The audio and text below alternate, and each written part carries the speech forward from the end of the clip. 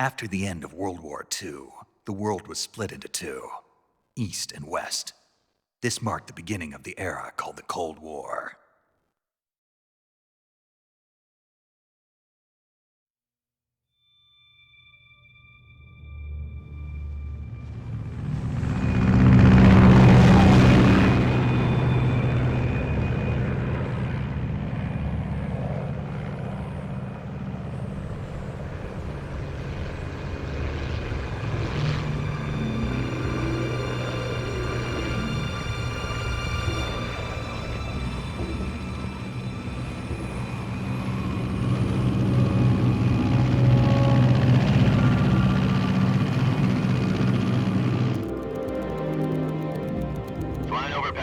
Altitude 30,000 feet.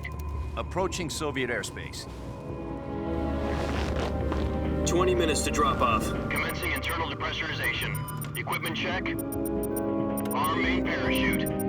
All right. You ready to go? Drop zone still showing a high pressure mass. Cav okay. Good. We've got high visibility.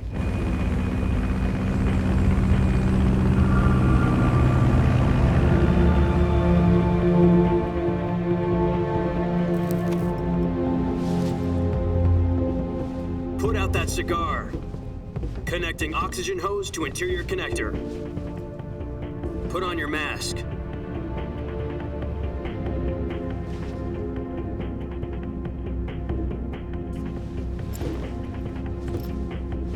Does this panty waste know what he's doing?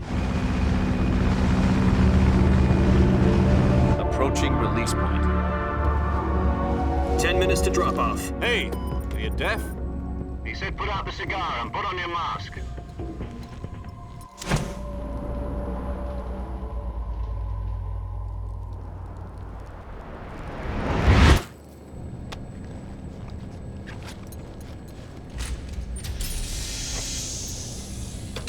Depressurization complete.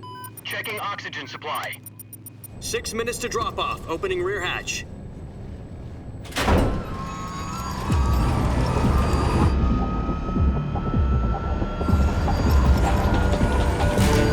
Sunrise.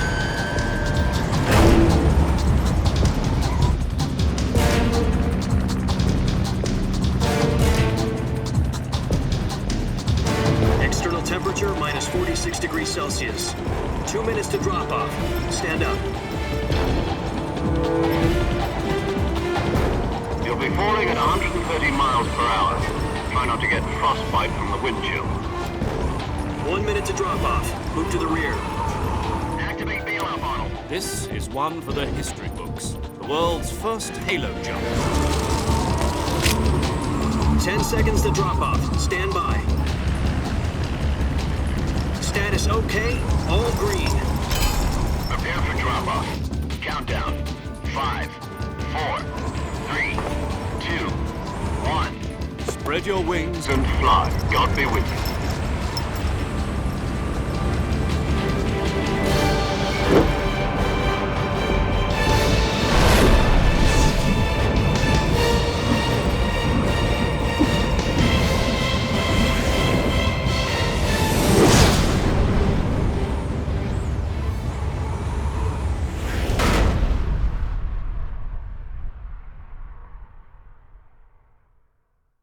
Jack, I've got some important news. The head of the CIA has finally given us the green light for the Virtuous mission. Virtual mission? No, the Virtuous mission. The future of our Fox unit depends on it. If it succeeds, we'll be officially organized into a unit.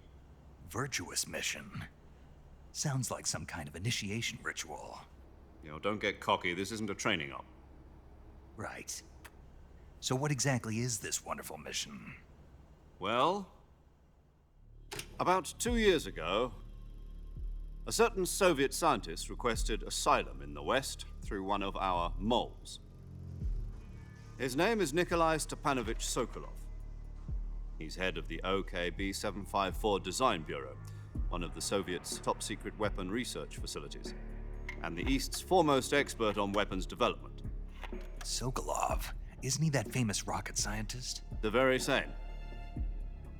On April the 12th, 1961, the Soviets achieved the first manned spaceflight in history. The Earth was blue, but there was no God. Well spoken. The rocket that carried Yuri Gagarin into orbit was the A-1, known as the Vostok rocket. Sokolov is said to be the man most responsible for the multi-engine cluster used in that rocket. After Gagarin's flight, Sokolov left rocket development to become the head of the newly established Design Bureau. From a lowly technician to head of a design bureau, that's quite a success story, so why'd he want to defect? It seems he'd become afraid of his own creations. Afraid? Call it a crisis of conscience. And for that, he left his country and his family behind and went over the fence? Not exactly. One of his conditions was that his family was also to be taken safely to the west. We used a mole to get the family out first and succeeded in sneaking Sokolov over the Berlin Wall shortly afterwards. I was the one who conducted the operation. The security on the eastern side was still full of holes back then. Then what? We got Sokolov over in one piece, but the whole ordeal had left him exhausted, and we checked him into a hospital in West Berlin. It took him 2 weeks and more than 600 miles to get from the research facility in the Soviet Union to Berlin. He was in no condition to say anything coherent. And it was only a week later that we had something much bigger on our hands. The Cuban Missile Crisis. October the 16th, 1962, President Kennedy received word that the Soviets were in the process of deploying intermediate-range ballistic missiles in Cuba.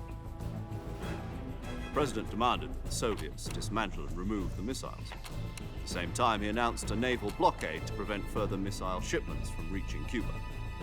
But the Soviets didn't back down, instead placing their armed forces on secondary alert. Soviet transport ships carrying missiles continued on course towards Cuba.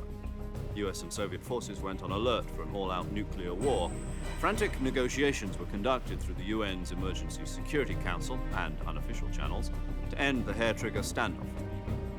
Finally, on October the 28th, the Soviet Union agreed to remove its missiles from Cuba, and so the world avoided a nuclear holocaust.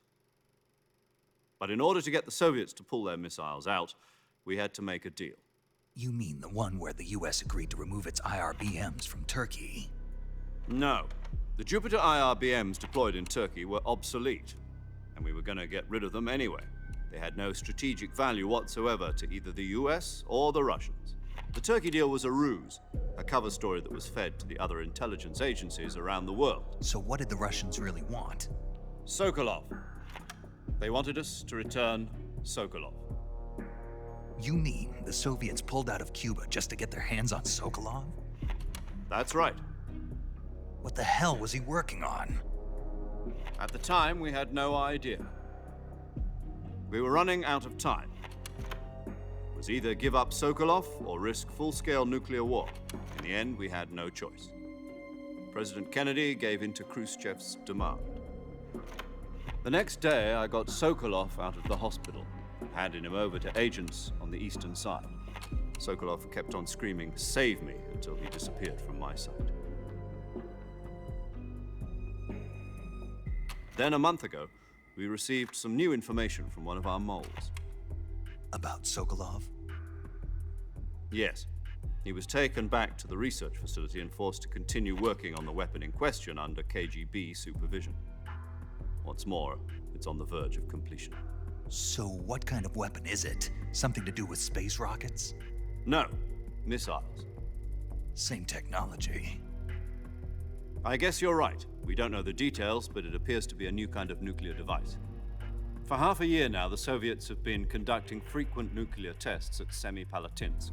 Something to do with the weapon, I assume. We're talking about a secret weapon so big that Khrushchev was ready to pull out of Cuba to get it back. Is Sokolov still in the facility? No, according to our intelligence, he's in Selinoyarsk, a place in the mountains about 3 miles to the west that's known as the Virgin Cliffs. The Virgin Cliffs. Nice name for a virtuous mission. They moved him there just recently. Why? Apparently, they're conducting a field test of the weapon, but it's our best chance to get him back. This mission would never have been possible if he was still in the research facility. This is our last chance. Sokolov must have known that too when he contacted us.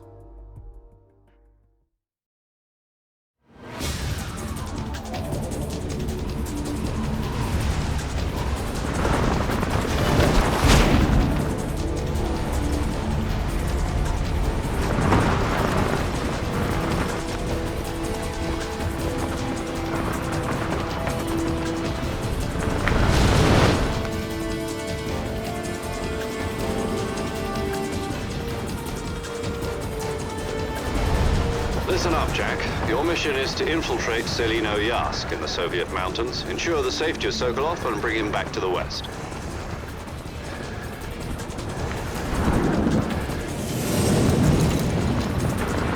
If we don't get Sokolov back before that weapon is complete, we'll be facing a major crisis. The clock is ticking.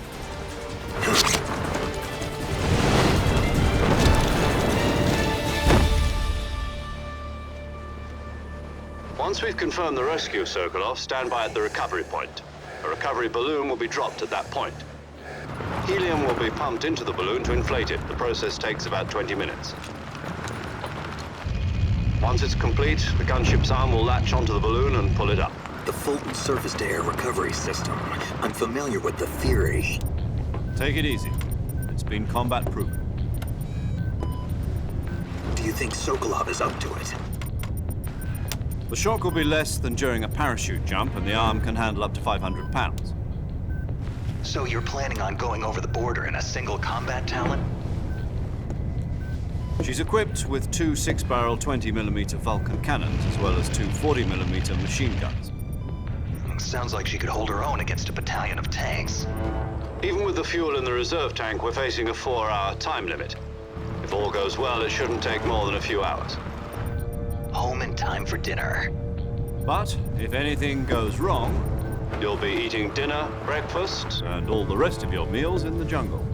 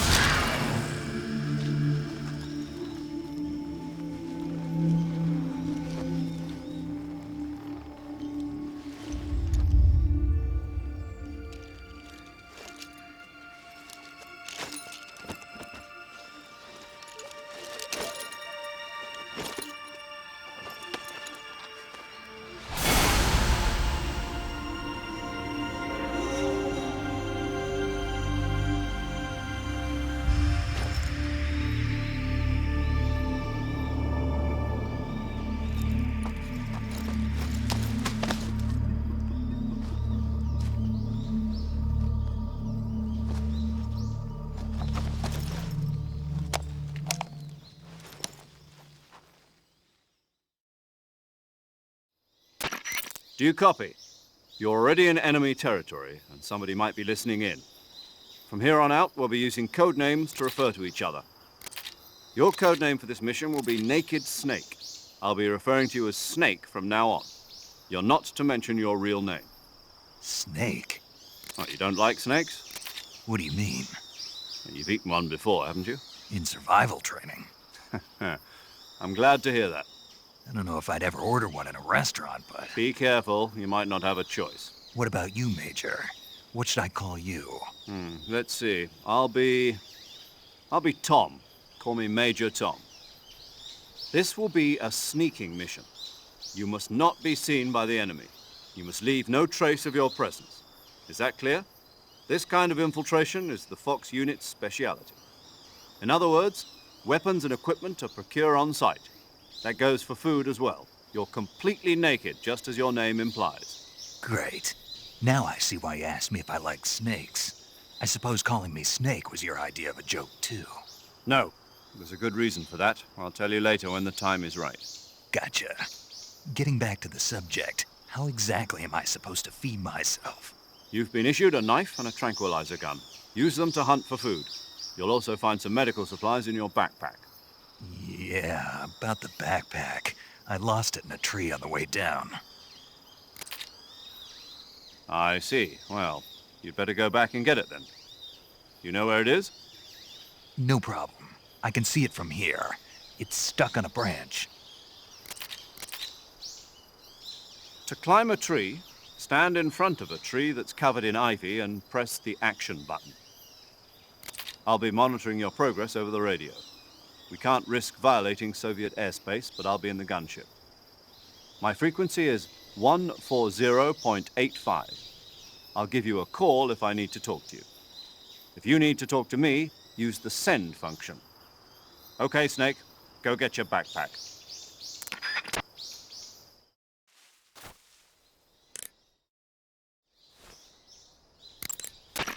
Snake, first you need to find that backpack you lost on the way down. Your backpack got caught on a tree to the north. Try heading in that direction.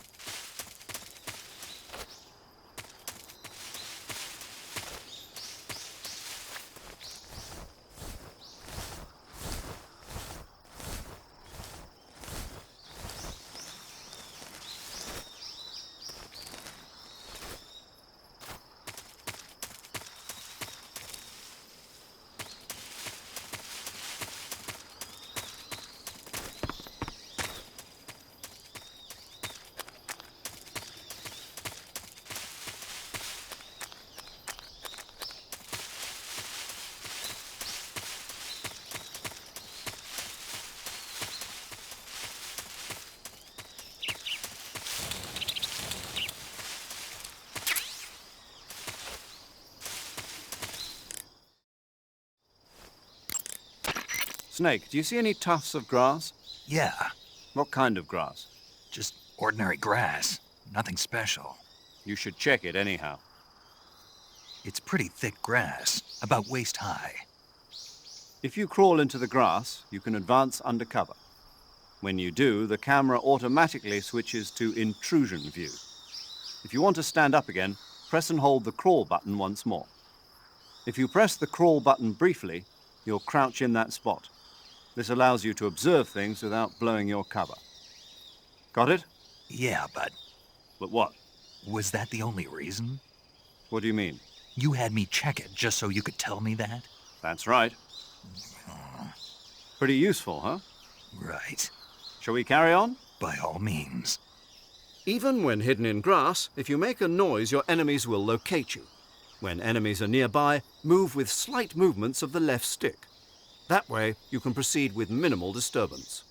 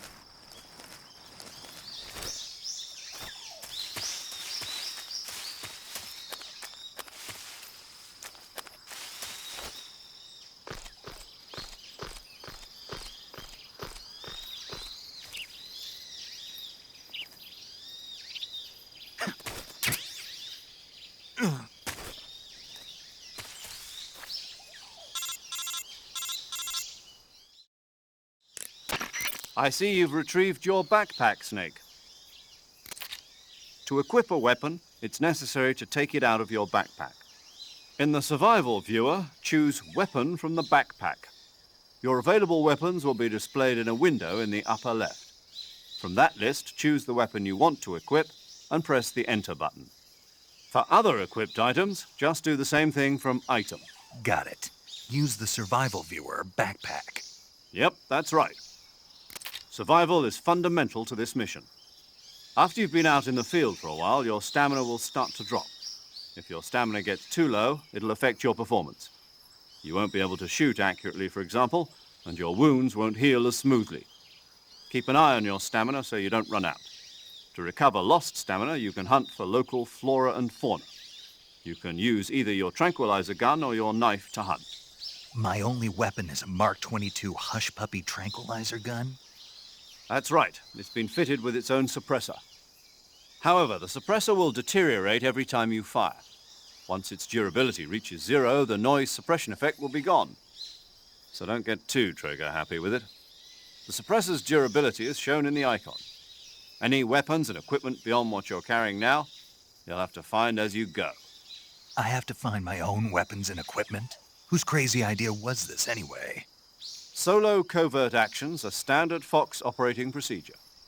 You can't leave any traces of your presence. No weapons, equipment, footprints, sweat, or bodily waste. The same goes for bullets and cartridges, too. Your presence in enemy territory is already a violation of international conventions of warfare. There aren't supposed to be any American soldiers in Russia. It could spark an international incident. You can't let anyone see you. You can't let the enemy know you're there. This is a stealth mission. You're a ghost, Snake, in every sense of the word. And there'll be no rescue if you're captured. The military and US government will deny any involvement in the affair. Then I'll just have to take care of myself, huh?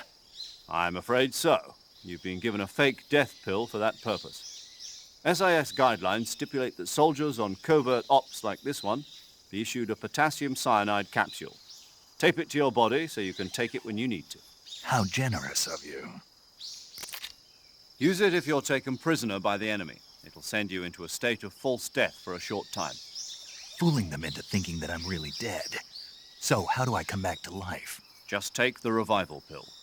You mean that thing they put in my tooth before the mission? That's the one. But be careful. If you remain in a state of false death for too long, nothing will be able to bring you back. Remember that. I'll keep it in mind. You said this was a solo mission, right? Right. I guess that means I can't count on any reinforcements. Correct. The mission rests entirely in your hands. A real one-man army. Relax. There's a support team ready to back you up over the radio. Who? I'll introduce them to you. This time, survival is of utmost importance. The first member of the support team will be in charge of monitoring your physical condition, acting as a medic, so to speak, as well as recording your mission data. She's a member of Fox as well, and she's here on the gunship with me. She? Hello, Snake. I'm paramedic. Nice to meet you. Paramedic. As in a medic who comes in by parachute. Aren't you going to tell me your real name? Are you going to tell me yours, Mr. Snake? My name, huh? It's John Doe. And they call you Jack for short. You're a regular Captain Nemo. A name means nothing on the battlefield. After a week, no one has a name. What's your name? Jane Doe. Very funny. I wasn't joking, but I'll tell you my name only if you manage to make it back alive. My frequency is 145.73. She's also in charge of recording your mission data. Whenever you want to save, send a message over the reserved save frequency, 140.96. So saving lets me record my mission data. That's right. It also records the state of your health. Good to know. There's one more person I want to introduce you to, Snake. Huh? Speaking of snakes, you remember the boss, don't you? A legendary soldier and your mentor. Actually, it was the boss that got the DCI's authorization in the first place. She's going to be serving as Fox's mission advisor. The boss is? She also helped me plan this mission. She and I were at SAS together. Jack, is that you? How many years has it been? Boss? That's right. It's me. Oh. Talk to me. Let me hear your voice. It's been 5 years, 72 days, and 18 hours. You've lost weight. You can tell just by the sound of my voice. Of course I can. I know all about you. Really? Well, I don't know anything about you. What's that supposed to mean? Why'd you disappear on me all of a sudden? I was on a top secret mission. You didn't need me anymore. But there were still so many things I wanted you to teach me. No, I taught you everything you needed to know about fighting techniques. I taught you all I could. The rest you needed to learn on your own. Techniques, sure. But what about how to think like a soldier? How to think like a soldier? I can't teach you that. A soldier needs to be strong in spirit, body, and technique. And the only thing you can learn from someone else is technique. In fact, technique doesn't even matter. What's most important is spirit. Spirit and body are like two sides of a single coin. They're the same thing. I can't teach you how to think. You'll just have to figure it out for yourself. Listen to me, Jack. Just because soldiers are on the same side right now doesn't mean they always will be. Having personal feelings about your comrades is one of the worst sins you can commit. Politics determine who you face on the battlefield. And politics are a living thing. They change along with the times. Yesterday's good might be tomorrow's evil. Is that why you abandoned me? No, it had nothing to do with you. I already told you, Jack. I was on a top secret mission. A soldier has to follow whatever orders he's given. It's not his place to question why.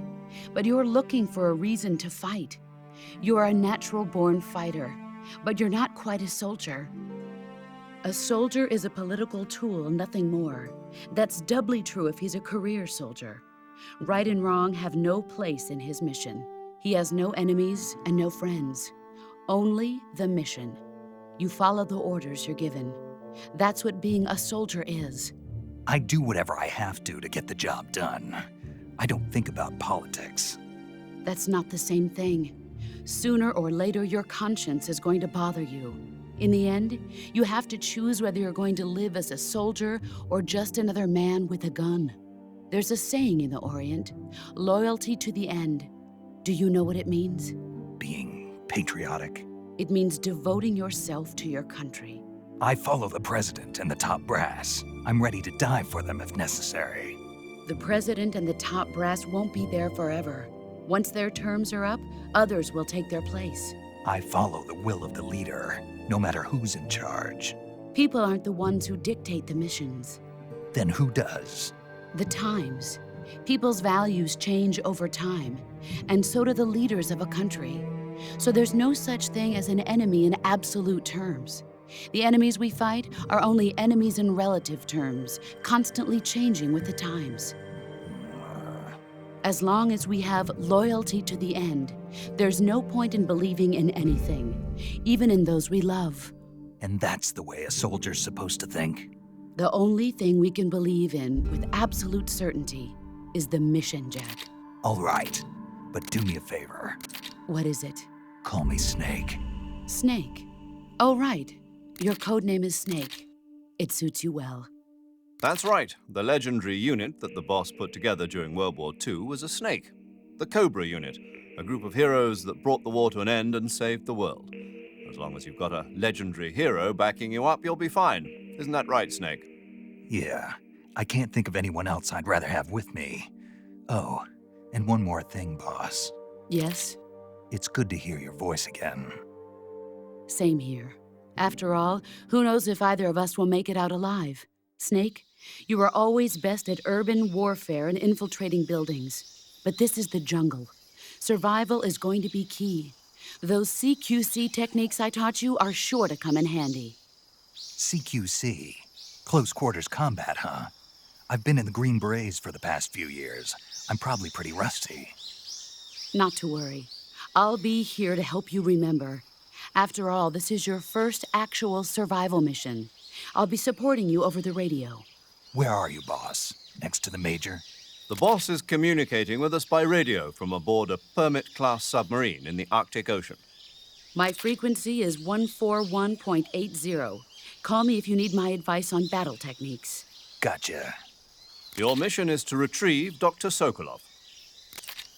Dr. Sokolov is being held in an abandoned factory located to the north of your current position. Avoid heavy combat and don't let anyone see you. Don't forget that this is a stealth mission. Snake, try to remember some of the basics of CQC.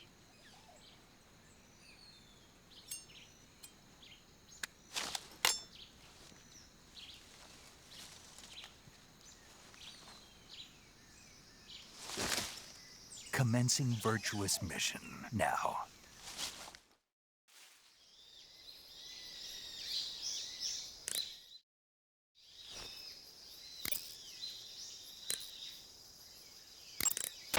That area is home to the reticulated python. The reticulated python is said to be the longest snake in the world. The biggest ones can grow up to 10 meters in length. Although they're not poisonous, they're still very dangerous, so be careful around them. They have a highly ferocious temperament, and they can swallow whole, even large animals like deer and pigs. Their most distinguishing feature is the mesh pattern of their scales. This pattern acts as a highly effective natural camouflage. If you think there might be a reticulated python about, pay close attention to your surroundings. Otherwise, you could get bitten before you even know it's there. It's a huge snake, but you should be able to capture it alive by using the tranquilizer gun. I'll bet if you capture one and throw it at an enemy, it'll give him a good scare. Right. But how do they taste? Huh? Do they taste good? You're actually going to eat one. Why else would I be asking? Cannibal. What was that? Nothing. Let's see what the guide says. Ah, you're in luck. It says they taste pretty good. Good. I can hardly wait. Ugh.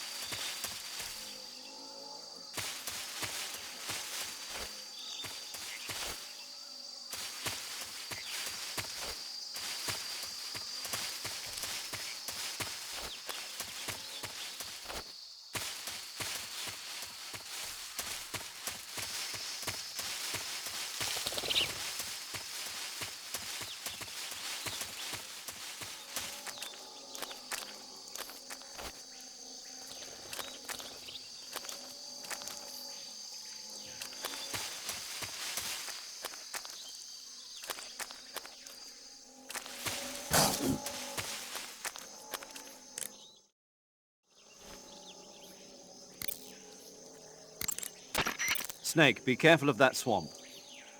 What's dangerous about it? It's a bottomless swamp. A bottomless swamp? Yes. The mud in that swamp is highly viscous. It will stick to your body like tar. It will be impossible for you to swim. If you get swallowed by the bottomless swamp, you won't be able to escape on your own. Once you sink down to about head level, you'll be trapped for good. Make sure you get out before that happens. So, I have to make sure I don't sink too far. Got it. Snake, wait. There's more. Yes. What? Crocodiles. Crocodiles? Yes. Crocodiles. Like the reptile. That's correct. More accurately, they're Indian gavials. What are crocs doing deep in this forest? You'll have to ask Paramedic about that one. Paramedic? Yes.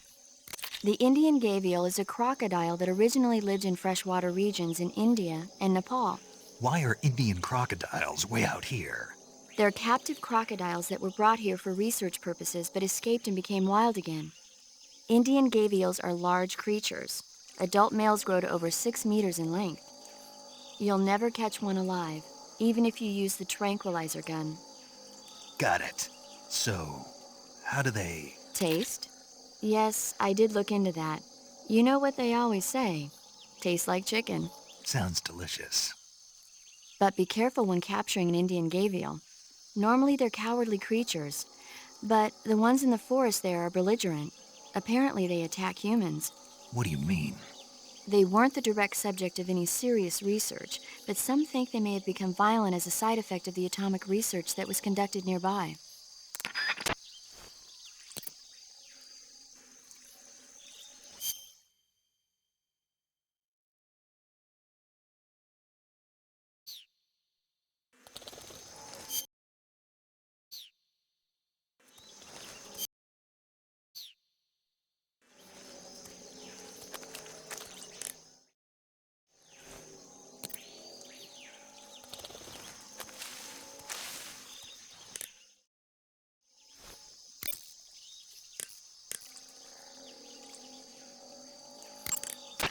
Sokolov should be at the abandoned factory to the north, so head in that direction.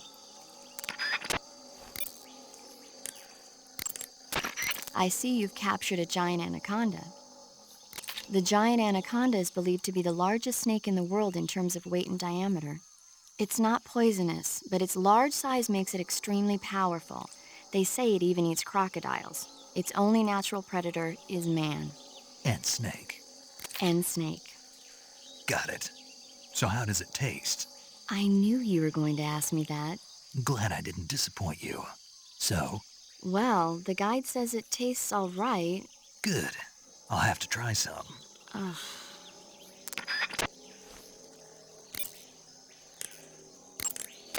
Camouflage is an indispensable tool when you're sneaking through the jungle.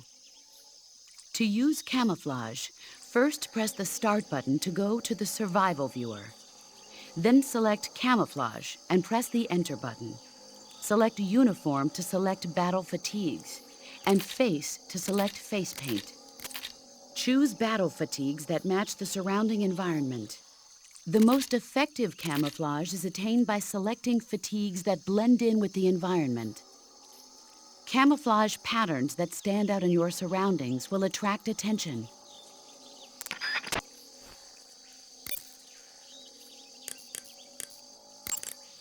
Saving the game, Snake?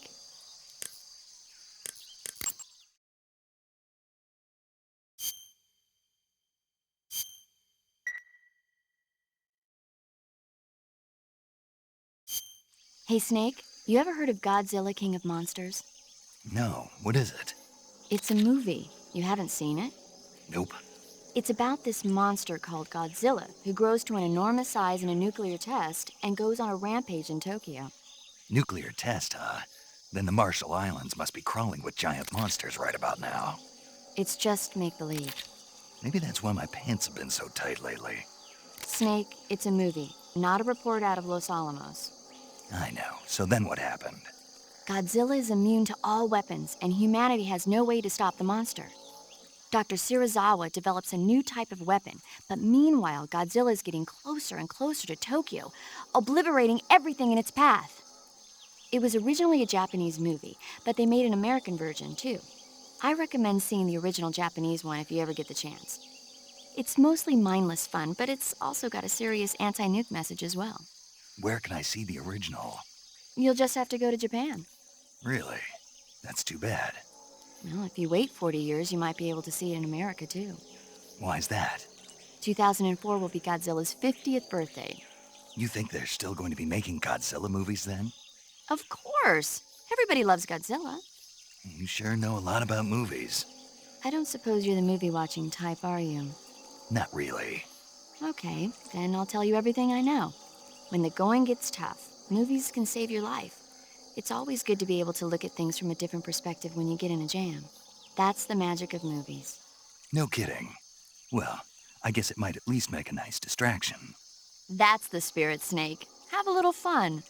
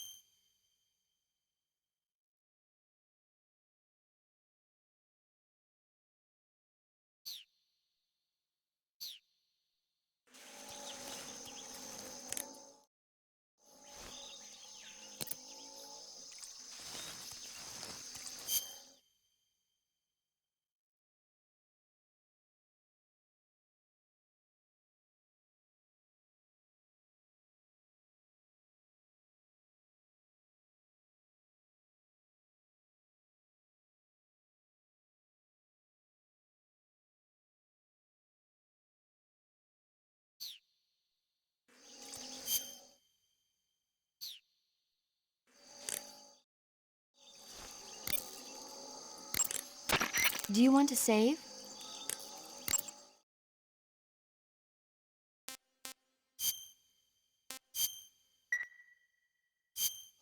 Snake, do you know the creature from the Black Lagoon? Nope, never heard of it. These scientists are investigating a place deep in the Amazon called the Black Lagoon, and they get picked off one after the other by this fishman thing.